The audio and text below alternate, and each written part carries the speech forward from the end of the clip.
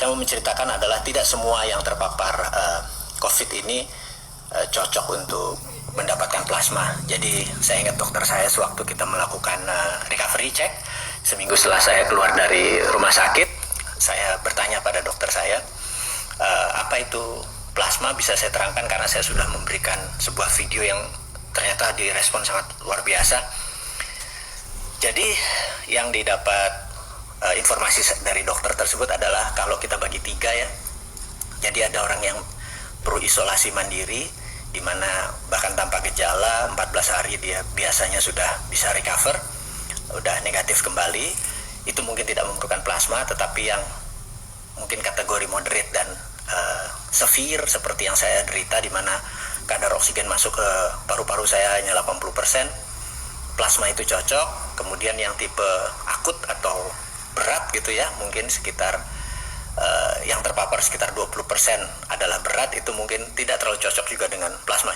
Jadi sahabat semua, plasma itu hanya untuk yang medium, yang di tengah-tengah mungkin yang lebih cocok. Dan kita ketahui bahwa 50%-an mungkin orang terpapar itu adalah tanpa gejala gitu ya. Nah, dengan demikian plasma ini pasarnya kecil dan range-nya kecil, ini udah terpapar. Jadi beda sama vaksin. Vaksin adalah preventif atau tindakan sebelum terpapar, plasma adalah tindakan setelah terpapar, dan mungkin hanya 30% dari yang terpapar cocok dengan pendekatan plasma, karena sisanya bisa dengan vitamin. Nah, jadi kita tahu bahwa apapun yang terjadi, sahabat semua, saya pastikan masalah COVID ini lebih baik kita membuat imunitas kita bagus.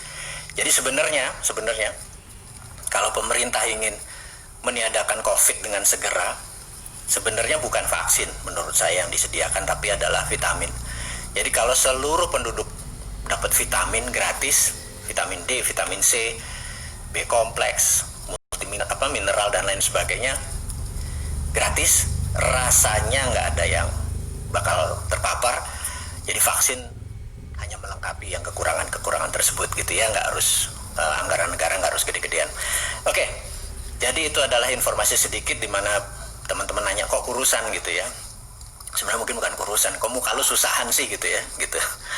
Ya susah lah gitu ya, badan nggak fit, terus kantong teman-teman juga tahu gimana nih, saya mau nanya kemana nih, nggak bisa dua arah sih gitu ya.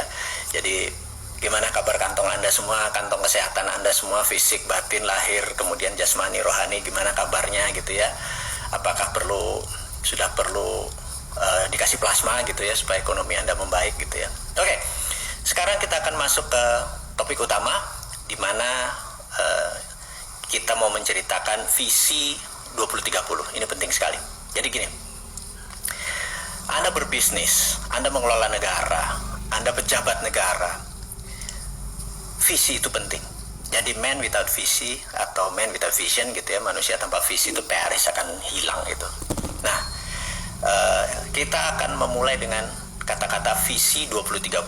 Bukan karena saya punya video sebanyak 24 video yang menceritakan tentang visi 2030, bukan itu aja, tetapi hari ini saya akan membuka apa yang dimaksud dengan visi 2030 supaya Anda mengerti, sahabat semua mengerti, besok nih tahun 2021 apakah ekonomi naik, apakah turun, 2022 kemana, 2023 kemana, 2024 kemana, 2030 kemana.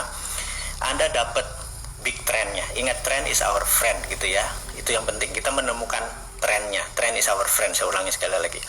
Jadi kita mau melihat ke depan ini trendnya kemana, apakah ke bisnis atau ke properti atau perang dan lain sebagainya. Baik teman-teman, saya akan menceritakan tentang visi 2030 tapi dari sisi konspirasi. Nah, menarik nggak tuh? Sekali lagi saya ulangi, kita akan menceritakan visi 2030 dari sisi konspirasi. Yang agak sedikit kurang ajar nih jujur. Jadi gini, saya pernah mengatakan